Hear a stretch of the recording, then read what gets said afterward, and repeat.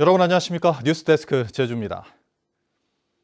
어린이날 연휴를 앞두고 오늘 제주에는 강한 바람과 함께 300mm가 넘는 폭우가 쏟아졌습니다. 도로가 잠기는 등 침수 피해가 잇따랐고 하늘길과 뱃길도 차질을 빚었는데요. 항공기 200여 편이 결항되면서 수학여행단과 여행객 등 만여 명의 발이 묶였습니다. 이따금 기자입니다. 밭과 밭 사이를 지나 마을 안길로 이어지는 도로가 완전히 물에 잠겼습니다. 폭우가 계속 쏟아지며 도로에 가득 찬 물이 돌담 옆 마늘밭으로 넘칩니다. 지나가려던 승용차는 오도 가도 못해 고립됐고 소방대원들이 구조에 나섭니다. 차량이 침수됐던 현장입니다. 비가 계속 내리면서 도로에는 여전히 성인 무릎 높이만큼의 물이 차 있습니다. 이거 마을 안길이고 통행량이 많은 도로입니다. 원래는. 그런데 이렇게 비가 침수됐을 경우에는 뭐 차도 못 다니고 사람도 못 다니니까. 호우경보가 내려진 제주도 산지에는 300mm가 넘는 폭우가 쏟아져 한라산 입산이 전면 통제됐고 서귀포 지역에는 오늘 하루에만 268.2mm가 쏟아져 5월 하루 강수량으로 역대 최고치를 기록하면서 10여 건의 침수 피해가 발생했습니다. 강풍과 급변풍 경보가 내려진 제주공항에서는 항공기 254편이 뜨고 내리지 못해 수학여행을 마치고 돌아가려는 학생과 여행객 등 만여 명의 발이 묶였습니다. 체크인 하려고 대기하고 있다가 결항을 했다 이렇게 얘기를 해줘서 뭐가 뭔지 모르겠습니다. 바다에는 풍랑주의보가 발효돼 일부 여객선 운항이 통제됐습니다. 기상청은 모레까지 강풍과 폭우가 쏟아지겠다고 예보해 하늘길과 뱃길 차질은 연휴 내내 이어질 것으로 보입니다. MBC 뉴스 이따금입니다. 제주 지역에 강풍과 호우가 예보되면서 어린이날 행사가 축소됐습니다. 제주시는 내일 한라체육관에서 열리는 어린이날 행사를 야외 부스 대신 실내에서만 열기로 했고 서귀포시는 행사 장소를 제주 월드컵 경기장 야외 광장에서 공천포 전지훈련장 다목적 회관으로 옮겼습니다. 제주시와 서귀포시 교육지원청도 제주와 서귀포 학생문화원 실내로 장소를 옮기거나 비가림막을 설치했고 제1회 1강정의 날 기념 행사도 축소됐습니다. 6년 전 교통과 안전 문제 때문에 건축 허가가 불허됐던 서귀포시의 주상복합 아파트가 최근 제주도 경관건축 심의를 통과해 논란이 일고 있는데요. 이 건축 심의 내용을 살펴보니 고가 사다리차가 진입할 수 없는 곳인데 불이 나도 끄는데 문제가 없다는 서귀포 소방서의 의견이 결정적인 역할을 했습니다. 정작 통과를 시켜준 심의위원장도 도저히 이해할 수 없다며 의문을 제기했던 것으로 확인됐습니다. 조인호 기자입니다. 서귀포 매일 올레 시장의 옛 목화백화점터에 추진되는 주상복합 아파트 신축 부지입니다. 이곳과 붙어있는 매일 올레 시장은 좁은 골목 안에 점포들이 빼곡히 들어차 불이 나면 피해가 커질 수밖에 없는 구조입니다. 건물 신축 부지 바로 옆에 서귀포 매일 올레 시장입니다. 이곳은 지붕이 철골 구조물로 돼 있어서 불이 났을 때 고가 사다리차가 들어올 수 없는 곳입니다. 제주도 경관건축공동위원회 회의록을 살펴보니 심의 과정에서도 이 같은 문제점들이 지적됐습니다. 한 위원이 사다리차가 이런 데는 진입 불가라며 불허가돼야 된다고 말하자 다른 위원이 동의한다고 말하고 위원장도 비슷한 생각이라며 예전 심의에서도 소방서 협의가 안 될 것으로 생각했다고 이야기합니다. 이런데도 건설업체 측이 소방서와 이미 협의가 됐다며 문제가 없다고 밝히자 위원들이 난감해하는 대목도 눈에 띕니다. 위원장이 이걸 협의했다는 게 도저히 이해가 안 된다고 말하자 위원들은 어떻게 대응할 거냐, 소방 협의도 문제지만 위원회에서 아무 제시도 못한다는 것도 문제라고 말하고 위원장은 그럼 어떻게 하느냐고 되묻습니다. 논란 속에 최종적으로 서귀포 소방서는 문제가 없다는 의견을 통보했고 경관건축위원회는 아파트 신축 계획을 통과시켰습니다. 이에 대해 서귀포 소방서는 소방차가 아파트 부지에 진입할 수 있는 법적인 최소 공간을 확보했고 건설업체가 한 시뮬레이션에서도 문제가 없었다고 밝혔습니다. 해당 건설업체 대표도 소방차가 진입할 수 있도록 건물 면적과 세대수를 줄였고 교통과 안전 문제가 없도록 심의 과정에서 여러 차례 보완했다고 밝혔습니다. MBC 뉴스 조은우입니다.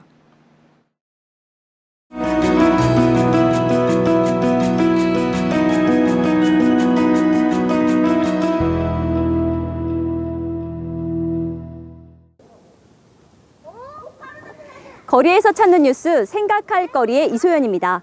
저는 두 돌 된 아이를 키우고 있는 엄마인데요. 유아차를 끌고 5분 거리에 있는 마트를 가려고 합니다. 아파트에서 나오자마자 이렇게 주차되어 있는 차들 때문에 보행로를 찾아보기가 힘듭니다. 하는 수 없이 이처럼 도로 한가운데로 달릴 수밖에 없습니다. 그런데 이번에는 주차를 막기 위해 설치해 놓은 시설물이 문제입니다. 자, 통과를 해보려고 하는데요. 유아차가 휴대용인데도 불구하고 이 폭에 들어갈 수가 없어요.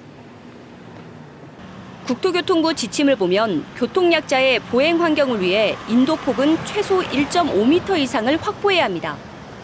거리를 다닐 수 있는 가장 기초적인 권리, 이동권도 이렇게 제한되고 있는데 의료와 교육 같은 다른 육아 환경들은 어떨지 알아봤습니다. 여기는 밤 10시까지 운영하는 병원입니다. 지금 시간은 7시 30분을 넘었는데요. 이처럼 보시는 것처럼 대기하는 환자들로 가득 차 있습니다. 야간 진료 접수는 마감이 된 상황인데요. 기다리는 어머니 한번 만나볼게요. 어머니 안녕하세요. 네, 안녕하세요. 네, 얼마나 기다리셨어요? 저 5시 반에 와가지고 한 2시간 정도 기다렸어요. 아이도 엄마도 너무 힘들었을 것 같은데 아이 키우면서 가장 열악했던 부분, 힘들었던 점은 뭐예요?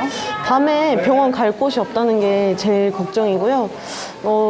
육지에는 소아 전문 병원이 있어가지고 밤에도 진료 보기가 좀 편했는데 제주도에는 그런 병원이 없어가지고 막막하죠, 그런 게. 정부에서 늦은 밤까지 문을 여는 달빛 어린이병원을 지정해 운영하고 있지만 이마저도 제주시에 고작 2곳, 서귀포시에는 없습니다. 육아의 또 다른 한 축인 보육시설은 어떨까요? 아동수가 줄면서 어린이집들도 문을 닫고 있는데요. 지난해 기준 도내 어린이집은 443곳, 10년 전보다 26% 줄었습니다. 도내 합계 출산율은 2018년 1.22명에서 지난해에는 0.92명으로 떨어져 초저출산이 지속되고 있습니다. 아이 키우기 어려운 환경과 낮은 출생률이라는 악순환이 꼬리를 물며 반복되고 있지만 제주도의 육아 지원 정책은 전국 최저 수준입니다. 육아 지원 사업 현황을 보면 경기도가 20.5%, 5천여 개로 가장 많았고 서울, 경북, 경남, 전남, 부산 모두 7, 8%대. 반면 제주는 0.7%, 170개로 세종에 이어 끝에서 두 번째입니다. 반면에 맞벌이 비율은 61%를 넘어 제주가 전국에서 가장 높습니다. 일과 가정에 함께하는 문화가 그 어느 지역보다 필요한 곳이 제주란 이야기인데요. 이곳은 4년 전 가족 친화 인증 기업에 선정된 곳입니다. 일과 가정 생활이 조화가 될 수 있도록 양육 지원과 유연 근무 제도와 같은 가족 친화 복지 제도를 운영하고 있는데요. 이 제주도의 심사를 거쳐야 인증을 받을 수 있습니다. 이곳은 자유로운 출퇴근 시간과 휴가 지원금, 그리고 징검다리 휴무일 때는 휴가를 권고하고 있습니다. 출퇴근하는 데 있어서 너무 정신없고 바빴거든요. 근데 가족 친화 제도를 도입을 하면서 시차 출퇴근제를 도입을 했고 좀 더 여유롭게 아이들을 챙길 수도 있고. 그러나 이런 가족 친화 인증을 받은 기업은 제주 지역에 103곳뿐입니다. 17개 시도 가운데 참여 기업 수로 보면 15위에 불과합니다. 기업들의 참여가 떨어지는 데는 이유가 있습니다. 지원과 혜택이 별로 없기 때문인데요. 다른 지자체는 직접적인 자금 지원과 각종 인허가 절차에 대한 우대 제도 등을 시행하고 있습니다. 특히 부산광역시 같은 경우 직원들의 의료비를 최대 40% 지원해주고 주요 관광지와 숙박업소 할인, 식음료, 공유 오피스 이용료 할인 같은 직접적인 지원을 하고 있습니다. 작년부터 우리가 노력하고 있는 게 부산은 아무래도 중소기업이 많다 보니까 복지 수준이 한계가 있습니다. 그래서 남성 육아 휴직을 해주는 기업들에게 지원을 할 수 있는 방안을 지금 찾고 있고 의회나 시와 협의를 하고 있습니다. 마을 중심의 육아 공동체도 자리 잡고 있습니다. 20년 전부터 공동육아를 시작으로 육아 친화마을로 거듭난 부산 대천마을입니다. 어린이집 협동조합이 중심이 돼 마을 도서관과 방과 후 돌봄교실, 전 연령이 이용하는 평생학교, 책방, 극장을 운영합니다. 행정기관에서는 공간과 예산을 지원하고 있고요. 누구든지 좀 들고 여기서 좀 쉬어가는 것에 대해서 좀 환대하고, 그다음에 아이들이 또 가는 길에 뭐 간식이라도 하나 먹을 수 있도록 좀 챙겨 주려고 하고, 그래서 마을의 아이들과 청소년들을 조금 두루 돌보는 그런 좀 열린 공간으로서 역할을 하고 있습니다. 제주에도 이 같은 시도가 없는 건 아닙니다. 3가구 이상이 모여 아이들의 등하원과 간식 제공 같은 육아를 함께하는 제주형 순우름 돌봄 품앗이가 그 주인공입니다. 2016년 18팀 95가구 319명에서 7년 만에 96팀 497가구 1872명이 참여하고 있지만 지원 예산은 크게 늘지 않았습니다. 주도적으로 할 수 있는 기획이라든지 이런 것들을 스스로 찾아갈 수 있도록 저희 지역사회와 협력하는 것들이 필요하죠. 저출생 문제가 굉장히 심각하잖아요. 그래서 이런 순우름 돌봄 공동체를 체험할 수 있고 참여의 기회를 확대시킬 수 있는 예산이 조금 투여가 되었으면 좋겠습니다. 한 아이를 키우려면 온 마을이 필요하다는 외국 속담도 있죠. 아이 낳고 키우기 좋은 세상을 공헌한 제주도. 아이들이 행복하고 건강하게 뛰어놀았으면 좋겠습니다. 이상 MBC 뉴스 채린이 엄마 이소연입니다. 자, 다 같이 인사해볼까요? 셋, 넷, 안녕!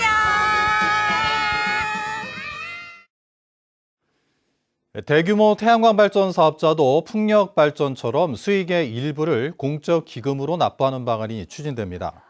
제주도는 태양광 발전 이익 공유화 토론회를 열고 관련 용역 결과를 공개하며 본격적인 공론화 작업에 나섰습니다.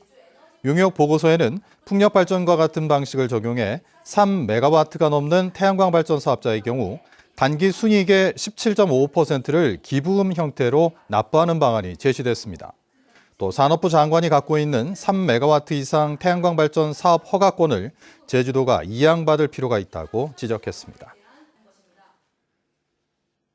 재생에너지 출력 제어가 늘고 있는 가운데 대규모 태양광 발전 사업이 추진됩니다. 제주도는 서귀포시 남원읍에 들어설 수망 태양광 발전 사업 승인 신청에 따른 열람 공고를 하고 주민 의견을 수렴하고 있습니다.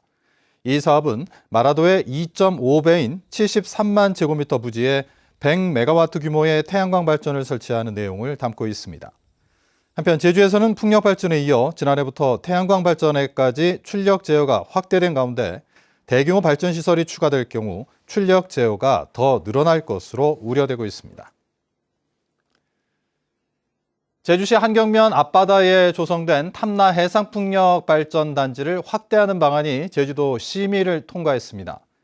제주도 풍력발전사업심의위원회는 현재 발전 용량 30메가와트를 100메가와트로 늘리는 발전단지 지구지정 변경안을 심의하고 조건부로 통과시켰습니다.